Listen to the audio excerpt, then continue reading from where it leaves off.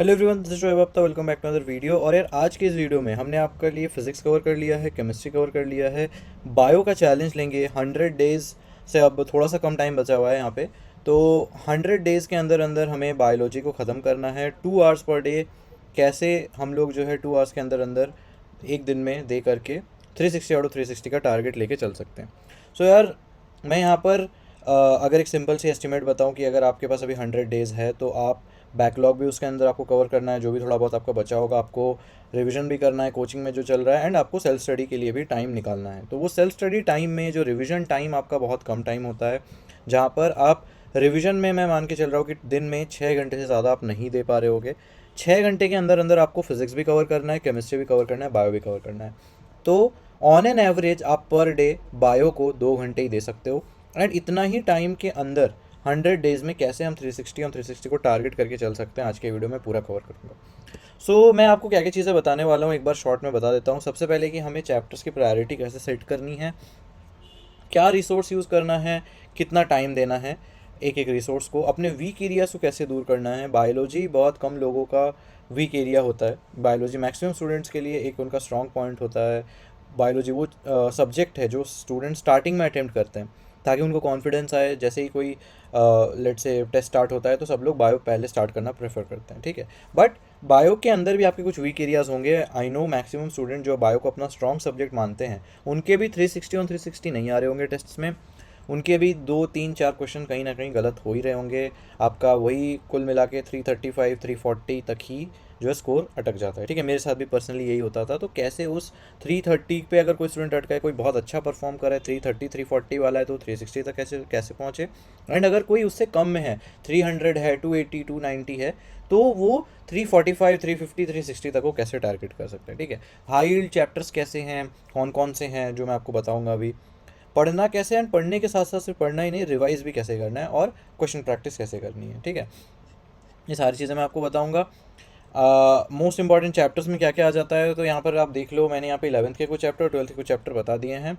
और ऐसे तो बायो के अंदर आप ऑब्वियसली चैप्टर से इतना फ़र्क नहीं पड़ते हो कि आपको सारे चैप्टर्स ही पढ़ने हैं, सारे चैप्टर्स ही इंपॉर्टेंट है। बट स्टिल वेटेज के मामले में अगर आप मेरे से पूछोगे, तो ये जो चैप्टर्स इनको आपको ज़्यादा स्ट्रॉन्ग करके पढ़ना होगा। क्यों? क्योंकि जो जेनेटिक्स का यूनिट है और इवोल्यूशन वाला जो पूरा यूनिट है, उसमें आपके 10-11 क्वेश्चन आ जाते हैं टोटल। उससे ज़्यादा भी आते हैं कई बार, तो उससे कम तो कभी नहीं आएंगे। बायोटेक वाला यूनिट में से 4 से 5 क्वेश्चन, इकोलॉजी वाले यूनिट में से 7 से 8 क्वेश्चन। तो आप मान के चलो, ये जो 12th का एक पूरा कोर बनाते हैं, जो 12th के 45 to 50 क्वेश्चन आएंगे आपके, तो उसमें से आप मान के चलो 25 क्वेश्चन तक जो है सिर्फ इन 3 मतलब यूनिट से ही आ जाए। 25 to 30 क्वेश्चन आप मान के चलो इन 3 यूनिट, यानी कि ये मेजर एक सेक्शन बनाते हैं, ठीक है। देन 11th के अंदर मेजर सेक्शंस कौन से हैं? सेल है, ठीक है। सेल का दोनों जो चैप्टर है वो पूरा यूनिट हो गया। ह्यूमन फिजियो में पर चैप्टर आप ऑन एन एवरेज 2, यानी कि जो भी आपके चैप्टर, यानी कि तुम्हारा 12-13 क्वेश्चन तुम्हारे ह्यूमन फिजियो से तुम एक्सपेक्ट कर सकते हो। पर चैप्टर 2 का एवरेज आप मान के चलो। एनिमल किंगडम में भी एवरेज क्वेश्चंस आप देख सकते हो, 3 से 4 क्वेश्चन रहते ही रहते हैं, ठीक है।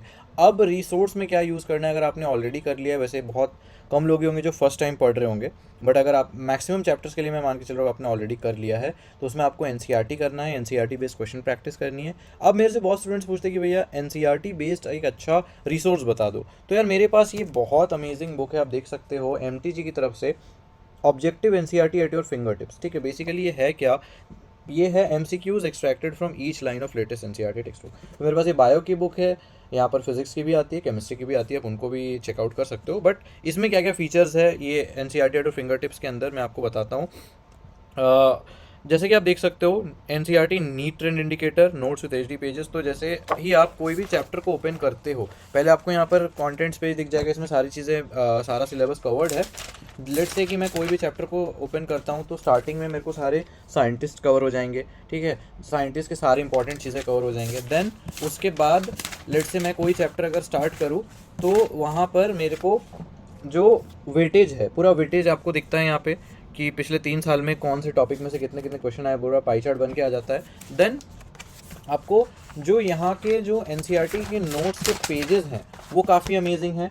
क्यों? क्योंकि नोट्स के अंदर आपको जो एनसीईआरटी वो काफ़ी अच्छे से पॉइंट्स वाइज समराइज़ कर दिया गया है, सब कुछ कवर कर दिया गया है। बहुत अमेजिंग फ्लो चार्ट्स, डायग्राम्स और टेबल्स के थ्रू भी सारी चीज़ों को समझाया गया, ताकि आप बहुत क्विक रिवाइज कर पाओ।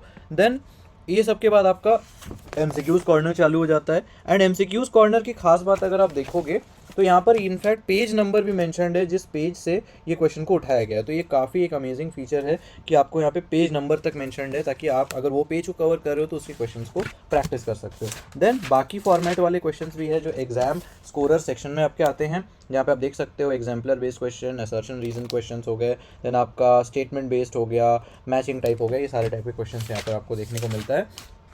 इसके बाद आता है exam archive section. Exam archive section वो सेक्शन है जहाँ पर आपको प्रीवियस ईयर क्वेश्चंस जो है देखने को मिलते हैं। तो ये काफ़ी अमेजिंग बुक है। इसके साथ साथ आपको मॉडल टेस्ट पेपर्स भी इसमें मिल जाएंगे, तो इस बुक को चेकआउट करना मत भूलना। एंड लिंक्स मैं आपको सारी नीचे डिस्क्रिप्शन पे डाल दूंगा, आज ही जाकर के इस बुक को चेकआउट करो। एंड अब हम आगे बढ़ते हैं, हमारे वापस से आते हैं वीडियो टॉपिक पे। सो अगर आप ऑलरेडी कर चुके हो देन आपको क्या क्या करना है, प्रीवियस ईयर क्वेश्चंस और क्वेश्चन प्रैक्टिस पे आपको ज़्यादा से ज़्यादा फोकस करना है। NCERT बेस्ड क्वेश्चन प्रैक्टिस करनी है, बहुत ज़्यादा डेविएट नहीं होना है। एग्जाम्पल्स पे खास करके फोकस करना है। डेली प्रैक्टिस पेपर्स जो आपके पास DPPs है वो भी आपको एक बार देख लेना है, ठीक है। आपको पर चैप्टर 2 घंटे से ज़्यादा नहीं देना है, ठीक है। देन जब आप अगर फर्स्ट टाइम पढ़ रहे हो, अगर कोई एक आध चैप्टर लेट से मेरा बायो के अंदर छूट गया था, जो मेरे से नहीं हो पाया था, जो मेरा बच गया था, तो आप उसको NCERT रीडिंग एंड हाईलाइटिंग आपको करनी है। वीडियो लेक्चर आप देख सकते हो, वन शॉट वगैरह आप देख सकते हो। एंड प्रीवियस ईयर क्वेश्चंस और NCERT बेस्ड आपको जो है क्वेश्चंस करने हैं। डेली प्रैक्टिस प्रॉब्लम्स जो पेपर है DPP डेली प्रैक्टिस पेपर, वो भी आपको प्रॉपर सॉल्व करना है। यानी कि जब आप फर्स्ट टाइम पढ़ोगे तो आपको जो यहाँ पे वन शॉट लेक्चर्स है वो एक ऐड ऑन हो जाएंगे, एंड आपको क्वेश्चंस थोड़ा ज़्यादा से ज़्यादा प्रैक्टिस करना है। NCERT रीड करते करते चीज़ों को हाईलाइट करनी है, एंड साइड में जो स्पेस होता है उस पर अपने ऐड ऑन नोट्स ऐड करने हैं। तो आपको यहाँ पर जो टाइम पर चैप्टर है वो आपको अराउंड 4 आवर्स के आसपास जो है लगने वाला है, ठीक है। देन आप चैप्टर्स को डिवाइड करो यार, ठीक है। चैप्टर्स को आप कैसे डिवाइड कर सकते हो, जैसे कि मैं हमेशा अपनी फिजिक्स के वीडियो में भी बोलता था, केमिस्ट्री के वीडियो में भी मैंने बताया कि जो इजी और हाई चैप्टर है, देखो पढ़ना सारे चैप्टर है, बायो के अंदर मैं कुछ भी स्किप करने को नहीं बोलूँगा, बट आपके माइंड में एक प्रायोरिटी ऑर्डर होनी चाहिए कि हाँ अगर मैं बायो पढ़ रहा हूँ तो मैं सबसे पहले कौन से चैप्टर्स को रिवाइज करूँ, वो चैप्टर रिवाइज करूँ जो इसमें से ज़्यादा क्वेश्चन आएंगे, उसको मैं ज़्यादा ध्यान से पढ़ूंगा, ज़्यादा ध्यान से रिवाइज करूँगा, एक एक क्वेश्चन करूँगा। तो जो ईजी है, हाई यील्ड है, उसको सबसे पहले करो। देन जो इजी है बट थोड़ा यील्ड कम है, ठीक है, मतलब उसमें से वेटेज थोड़ा कम है लेकिन काफ़ी इजी चैप्टर, तो उसको भी पहले कर लोगे। देन टफ करोगे लेकिन वो हाई यील्ड अगर है तो उसे भी करना है। लास्ट में वो चैप्टर्स को आप रिवाइज करोगे जो टफ भी हैं एंड उसमें से ज़्यादा क्वेश्चंस भी नहीं आते, ठीक है। तो ये बिल्कुल प्रायोरिटी रखनी है। अगर आपको इसका एग्जैक्ट वो चाहिए कि कौन कौन से चैप्टर्स इसमें आते हैं तो आपको वो वीडियो भी मिल जाएगा, यहाँ पर मैंने एग्जैक्ट वेटेज बता रखा है कि हाँ इसमें ये क्वेश्चंस है, इसमें ये क्वेश्चंस है, ये सारे क्वेश्चंस जो बिल्कुल प्रायोरिटी वाइज अरेंज्ड है। अब आ जाओ कि ऑर्डर ऑफ स्टडिंग क्या होनी चाहिए। तो मैं हमेशा से बोलता हूँ यार कि जब आप ऑर्डर ऑफ स्टडिंग आप NCERT सबसे पहले पढ़ो, देन आप हाईलाइट करते रहो कि हाँ इसके अंदर मैं हाईलाइट करूँगा। देन आपको वन शॉट देखना चाहिए, क्यों? क्योंकि जब आप वन शॉट देखोगे तो आपको NCERT की चीज़ें याद आ रही होगी कि हाँ मैंने वीडियो में जो सर बता रही है मैंने अभी अभी पढ़ा है, अभी मैंने ये चीज़ हाईलाइट की है, तो आपको इससे ज़्यादा फायदा होगा। ये चीज़ें रीइंफोर्स हो रही होगी, इसे रीइंफोर्स लर्निंग कहते हैं, ठीक है। देन आपका आ गया प्रीवियस ईयर क्वेश्चन, देन आप उसमें प्रीवियस ईयर क्वेश्चन कर लो। क्यों? क्योंकि प्रीवियस ईयर क्वेश्चन जैसे आप करोगे तो आपको आइडिया लगेगा कि हाँ मैंने पढ़ तो सारा लिया बट इसके अंदर सबसे इंपॉर्टेंट टॉपिक्स कौन से हैं, सबसे इंपॉर्टेंट एरियाज कौन से जहाँ से क्वेश्चंस आते हैं, मुझे इस पर ज़्यादा ध्यान देना है, ठीक है। देन प्रीवियस ईयर क्वेश्चन करो, देन आप मूव करो बाकी के क्वेश्चन पे कि यार DPPs कर लेते हैं, बाकी के जो different variety of questions possible है वो देख लेते हैं। देन डाउट आप क्लियर कर लो, हमेशा डाउट नहीं रखना है यार। कोई भी क्वेश्चंस में डाउट हो उसको क्लियर कर लो, कॉन्सेप्ट में डाउट हो, कोई कुछ चीज़ समझने में डाउट हो उसको क्लियर कर लो। देन फाइनल रिवीजन करो एंड देन मॉक टेस्ट पे मूव ऑन करो। तो ये अगर आप फॉलो करते हो देन आप काफ़ी बढ़िया परफॉर्म करोगे।